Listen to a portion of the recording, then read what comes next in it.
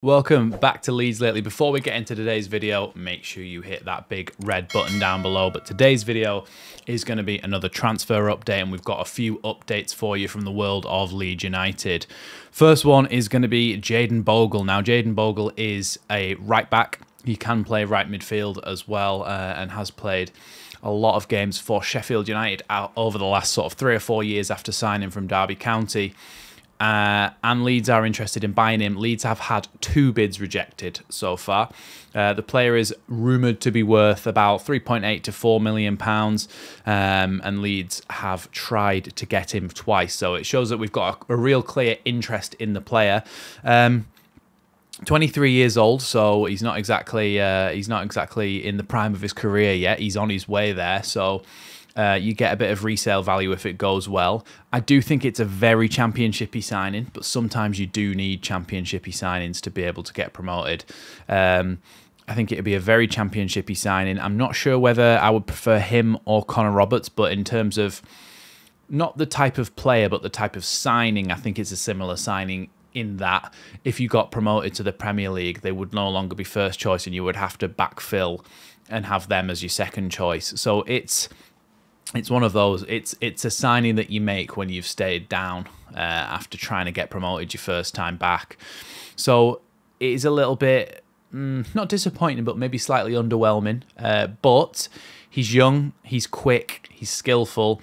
He's not fantastic defensively, but in a team like Leeds United where you're going to be dominating the ball for most of games and you're going to be wanting to counter-attack with quick players, somebody like Bogle could be a good signing for Leeds. So it remains to be seen what happens on that one. I will make a full video analysing him if we do sign him, so make sure you hit that big red button down below and also hit the notification bell so you're notified every time I upload. Other news. Now, some people have been taking this one slightly at face value. So there was a news report basically saying that Verber and Christensen are going to stay at Leeds this year. Now, it did say that they are going to stay at Leeds at the moment unless there's an offer. So unless there's an offer big enough to warrant Leeds being able to sell these two, because remember, we didn't sign them for that much money, but they have only been at the club a short amount of time. We will have to try and recoup some of that money for the profit and sustainability reasons. So it's important that we state that whilst these players probably want out, and I know that Verber definitely does, they want out, but at the moment they're staying unless an offer comes in. So it's basically no news, because we kind of already knew that they'd be staying unless they're bought. It's like no something Sherlock. So that's that one basically. In the news, it seemed like it was saying they're definitely staying, but it's just in case there's an offer come in and then they'll go. So don't worry about too much about that one. GNONTO to Everton apparently is back on. Now, GNONTO, of course, you'll remember over the last couple of years has had many dealings with Everton in that way, trying to sign him, and apparently Leeds are wanting upwards of £40 million, I think. So it's a lot of money for Everton to outlay, especially when they were in a bit of financial difficulty over recent years. So unless they pay up, Leeds won't let them go, I don't think. I don't think the 49ers are in a position where, especially now that they've sold Archie Gray and what we're going to come on to in a minute with KAMARA, especially now that they've sold a few players and probably made about £50 million, we're going to be okay in terms of PSR. So I don't think we necessarily have to sell, but that means that the club can hold out for the right price for Willy GNONTO. Now, GNONTO, obviously, at the start of last season, said he was unhappy, said he wanted to leave, and eventually he got maybe his head screwed on properly and said, okay, well, I'm going to have to try and make the most of this.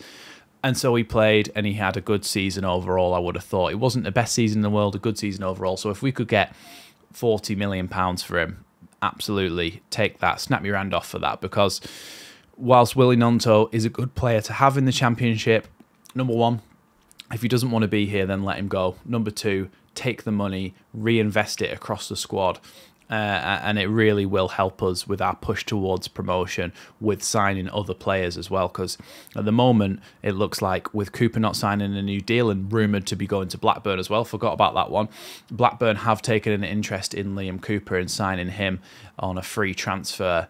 So it will be interesting to see whether he goes there and whether we face up against him this season.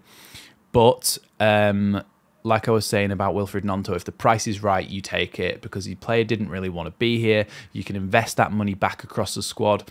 There's multiple players, like I suggested. There's a video from a few weeks ago talking about Manuel Fuster, who plays for Albacete Balomp in the Spanish Segunda Division. He would be a good signing for one of those wings. You've also got Dan James, who had a really good season last season, who maybe could get some more starting minutes this year. There's options there. There's certainly options there.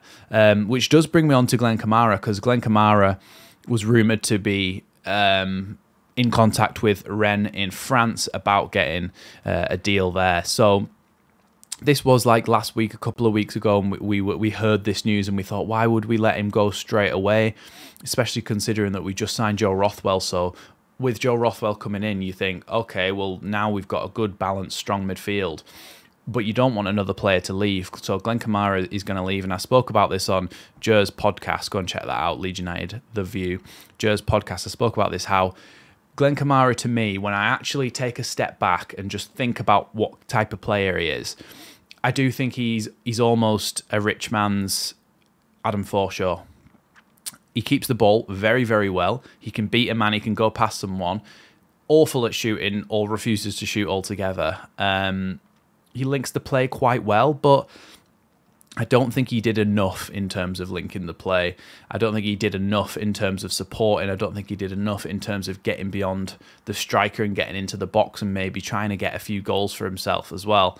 So, given the fact that we signed him for £5 million and the way that PSR works, you'll pay that over the course of his contract, so we'll have paid a year's worth of that off.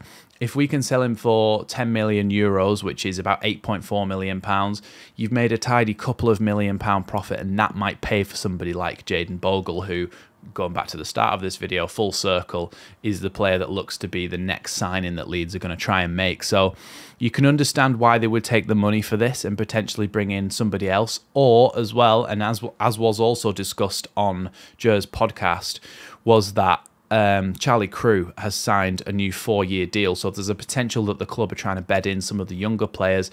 They've offered, I think, 15 contracts to the youth players to become proper professionals in the first team squad. And so it shows a real intent to try and push the youth towards the first team. Somebody like Charlie Crew is the only player who got a 4-year deal. A lot of them got 1-year deals, 2-year deals. Charlie Crew got given a 4-year deal. So there's a real potential there that he's going to get some minutes this season, and the club really sees a proper bit of potential in him, much like what happened with Archie Gray last season. And hopefully Farke...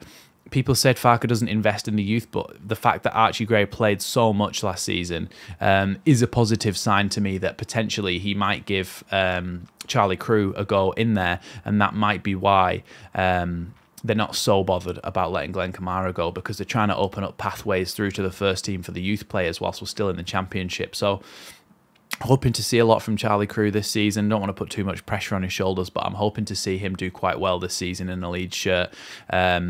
But at the moment, that is all the news that we have. Excuse me. So if you have any comments, any thoughts, theories, any players that you think we should sign, put that down in the comment section below. But that is going to be it for the news update. There will be one in a couple of days, and there are some shorts coming out here and there. So make sure you keep tuned into the channel. Thanks everyone for watching, and I'll see you in the next one.